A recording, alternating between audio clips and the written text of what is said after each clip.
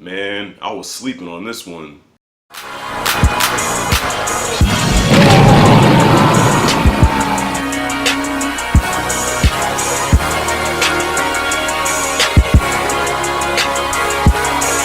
So with the 90th Academy Awards getting ready to drop, I just wanted to catch up on some of the films of 2017 that I probably missed, the Oscar contenders, especially Best Picture mostly. And I had the privilege of watching TONYA last night. And man, I heard somewhat about it. I heard Margot Robbie did her thing as Tonya Harding, but I didn't know it was going to be like this. Listen, why is this movie not nominated for Best Picture? I think it has 3 Academy Award nominations for Best Supporting Actress for Margot Robbie and the lady that plays her mom. I forgot what her name is, but she killed it too. And for Best Editing, and that's it. Listen, I've watched the other contenders, and I've got to say, this movie deserves to be in the list of Best Picture of 2017, hands down. If I did my list over again for my top 10 2017 movies, I would take out Justice League at number 10, alright? I would bump whatever I had number 9 down. Tonya would be up in like the top like 5 or 6, okay? Because the movie was that good. Now, Shape of Water, I started watching that, and no diss to the movie, but I didn't finish it. It just didn't grab my attention. But one day I am going to sit down and watch the whole thing all the way through.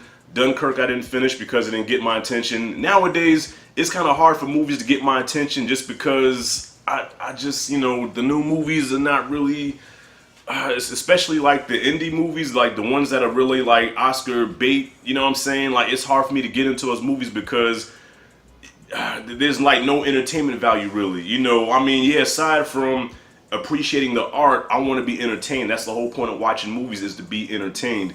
And a lot of those movies just did not entertain me. The moment I started Tonya, okay, it gripped me from the moment it came on. Like Scorsese, it has that fast pace where the camera does a lot of the storytelling, and also I'm a big fan of biopics, and also they use the music, the songs to really kind of tell the story as well. It had kind of a Scorsese-ish kind of feel to it, and that's my favorite director, by the way. Like, I love Martin Scorsese, and from the moment it came on to the moment it went off, I was engaged. I was all in. I did watch 3 Billboards to Missouri, which was really good. It was funny. I don't know if it was meant to be a comedy, but it did make me laugh a lot. Shape of Water I didn't finish. Dunkirk I didn't finish. Get Out was the shit. I'm naming off all the Best Picture nominees. Lady Bird was overrated. I really didn't care for Lady Bird. I'm sorry, it just wasn't all that to me. But this movie, yo, Tonya, listen. If you have not seen this movie, check out Tonya. I'm telling you, I loved it. For the first time, I saw Margot Robbie as more than eye candy. Like, this chick can act, man. Like, she really channeled Tonya Harding, and I don't know if a lot of you are familiar with the Tonya Harding controversy, but you know, some stuff happened back in the day where she was accused of being involved with the bashing of Nancy Kerrigan, you know, the figure skater. And there was like a whole big thing about it. They took her off the Olympic team. It was just a big controversy. And at the time, Tonya Harding she went from being a beloved figure skater to like one of the most hated people in America for what she was accused of doing, you know. And it's funny how the media can present a certain image of somebody, and once they present that image, that's how we see that person.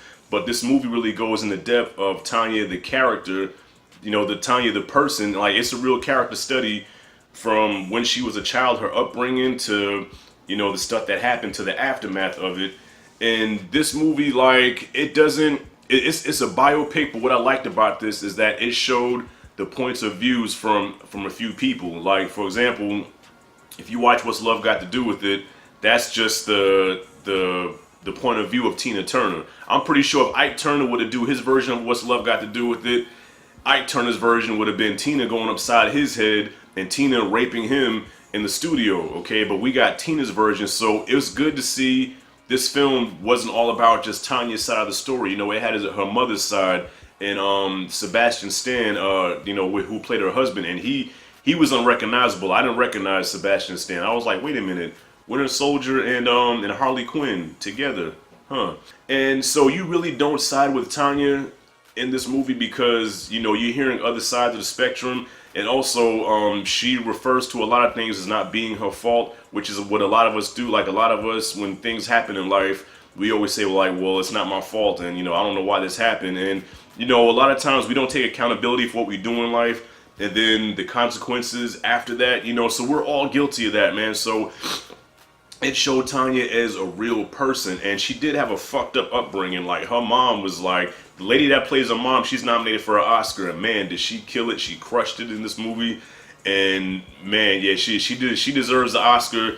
Margot Robbie deserves the Oscar because they both killed it in this movie. The pacing was on point. Like, I had no issues with this movie at all. Like, they even break the fourth wall a couple of times, like on some Deadpool shit, and really like talk to the camera, like talk to the audience and tell their side of the story. And that's what I liked about this movie, man. And biopics really don't do that. Like with Straight Outta Compton, it was from the perspective of Dre and Cube and Yellow, you know what I'm saying? And then Michelle, she came out with her version on Lifetime. It's Michelle. What? Oh, that's my name. Man, you kidding me? This chick sound like Minnie Mouse. My daughter likes that movie though.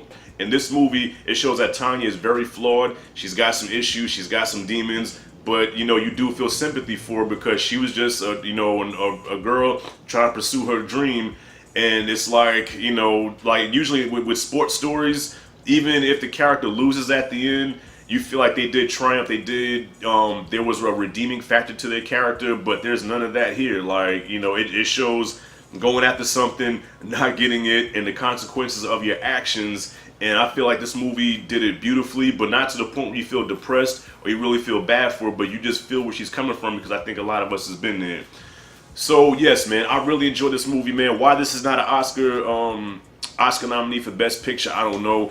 I don't know what the process is for picking these movies, but man, I'm telling you, this is the one to see. It's directed by Craig Gillespie, who I haven't really heard of. I tried to look him up, look his body of work up, and I've only recognized a couple of movies that he did. Honestly, I haven't seen any of the movies that he did. I can't even think of one that he did, but his body of work is not that impressive. But man, he definitely studied Scorsese when he did this movie, man. So I'm gonna give I, Tonya A+. This should have been on my top 10 in 2017. Please watch it if you haven't watched it. Take my word for it. I'm not gonna steer you wrong. Maybe sometimes. But if you have seen the movie, what do you think? I didn't lay any spoilers down really, so don't spoil anything below in the comments. But what did you think about this movie, man? Comment below, comment freely. Thank you for watching. This is Rashad G. See you in the next video.